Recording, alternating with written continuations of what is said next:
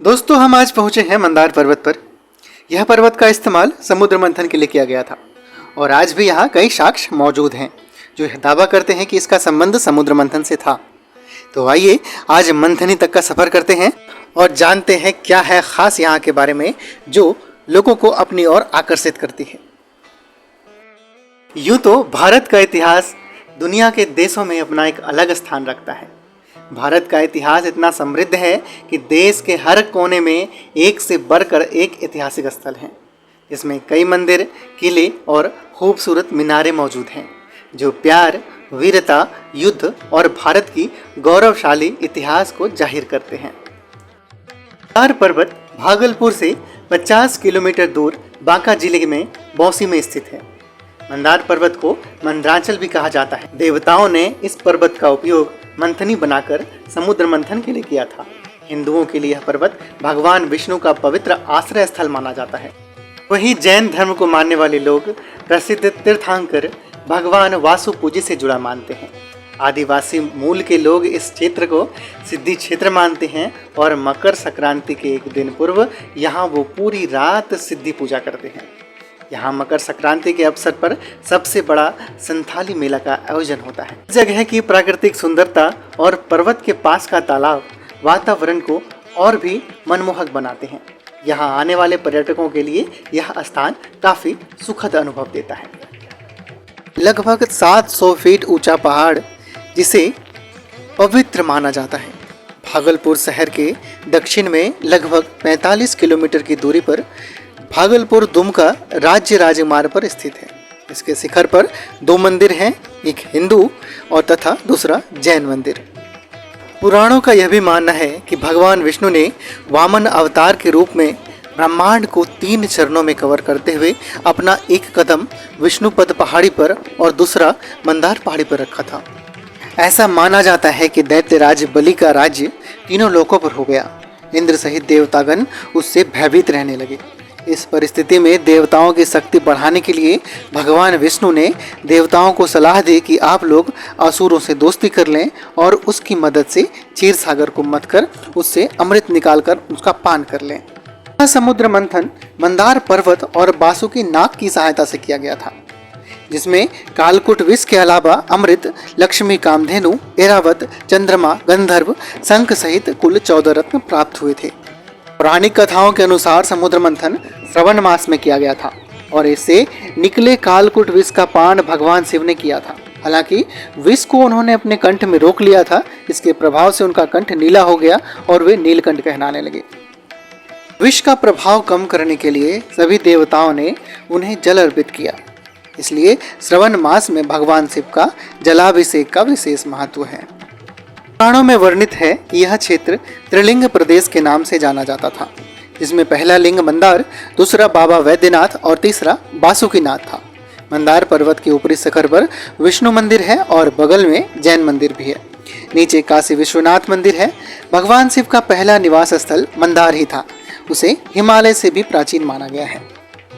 कहा जाता है कि धन्वंतरी के पौत्र देवोदास ने भगवान शिव को मनाकर काशी में स्थापित कर दिया था, इसलिए काशी विश्वनाथ के नाम से भी इसे जाना जाता है। पर्वत पर आरोहण के लिए सीढ़ियां बनाई गई है तथा यहाँ रोप वे का भी निर्माण किया गया है। आप दोनों सुविधाएं लेकर ऊपर तक आ सकते हैं। मध्य पर्वत पर स्थित भगवान नरसिंह की गुफा तक जाने के लिए 300 से अधिक सीढ़ियां बनी हुई है। इस सीढ़ी का निर्माण मौर्य काल के राजा उग्र भैरव ने करवाया था। इस पर्वत पर नीचे क्रमशः दुर्गा, काली, सूर्य, महाकाल, भैरव, गणेश, बासुकीनाग का रज्जु चिन्ह, सिरा मंदिर का भग्नावशेष, 2 ब्राह्मी लिपि का शिलालेख, सीता कुंड, शंख कुंड, आकाश गंगा, हिरण्यकश्यप गुफा, पताल का प्रवेश द्वार, मधु का मस्तक, सीता वाटिका, शिव कुंड, सौभाग्य कुंड, धारापतन तीर्थ, कामाख्या योनि कुंड, कामदेव गुफा, अर्जुन गुफा, सुखदेव मुनि गुफा, परशुराम गुफा, काशी विश्वनाथ लिंग, राम झरोखा, प्राचीन मधुसूदन मंदिर, व्यास गुफा, गौतम गुफा आदि कई दर्शनीय धरोहर हैं। पत्थर को काट कर बनाए गए इस मुखौटे की भी एक कहानी है। चिरकाल में मधु और कैटव नामक 2 दैत्य थे, जिसके अत्याचार से तीनों लोकों पर हाहाकार मचा हुआ था। भगवान श्री हरि विष्णु ने मधु और कैटभ राक्षस को पराजित कर उनका वध कर दोनों के धड़ को दो विपरीत दिशा में फेंक दिया, जिसके बावजूद दोनों के धड़ एकजुट होकर मधु और कैटभ बन गए। श्री हरि विष्णु ने आदि शक्ति का आवाहन किया और माँ दुर्गा ने मधु और कैटभ का वध कर दिया।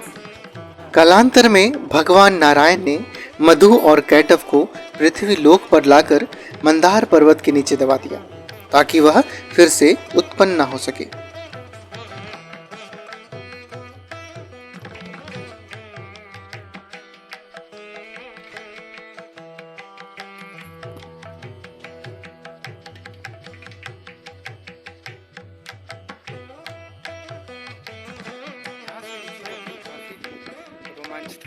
बात करते हुए हम आ चुके हैं मंथनी के ऊपर। घर और गांव,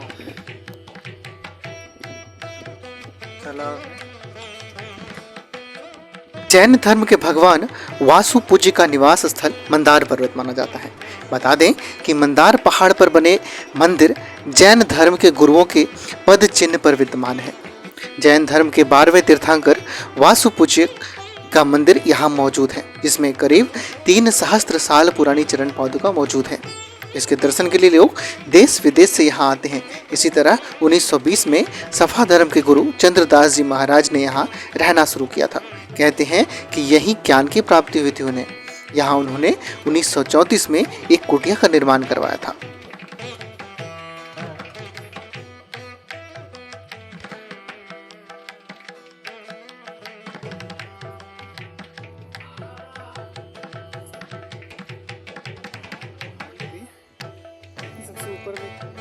यहाँ पहाड़ के ऊपर कई आश्चर्यजनक चीज़ें दिखाई देती हैं।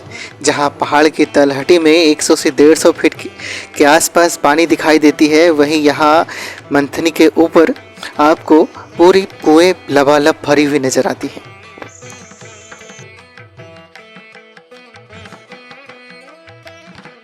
यहाँ सीताकुंड की सफाई के दौरान मिली मूर्तियाँ और फिर बहुत सारे पत्थर के नक्काशीदार टुकड़े हैं। जैसे जैसे कुंड से गाद निकाली जा रही है, मंदिरों के अमलक कलश सहित नक्काशीदार पत्थर भी यहाँ से निकाली जा रही है। समुद्र मंथन से 14 रत्नों की प्राप्ति हुई थी। जब देवता और दानवों ने नाग वासुकी से मंदार पर्वत को मंथनी बनाकर समुद्र मंथन किया था। वर्तमान में कई खंडित मूर्तियाँ और उसके भग्नावशेष मंदार पर्वत समेत आसपास के कई इलाकों में फैले हुए हैं।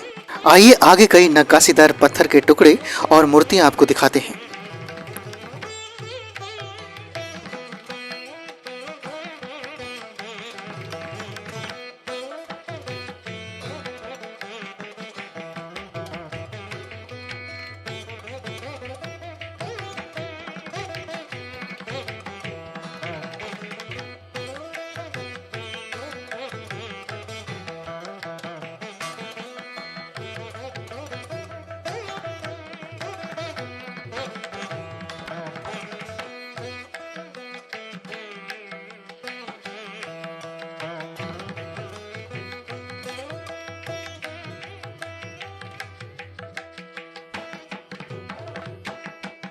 दोस्तों, आपसे एक और अनुरोध है, अगर आप वीडियो को पसंद कर रहे हैं और आपको ऐसे ही जानकारी चाहिए अलग अलग क्षेत्रों की, तो अपने दोस्तों के साथ वीडियो को शेयर करें और हमें लाइक और सब्सक्राइब जरूर करें तथा अपने मित्रों के साथ इस पर्वत पर घूमने जरूर आएं।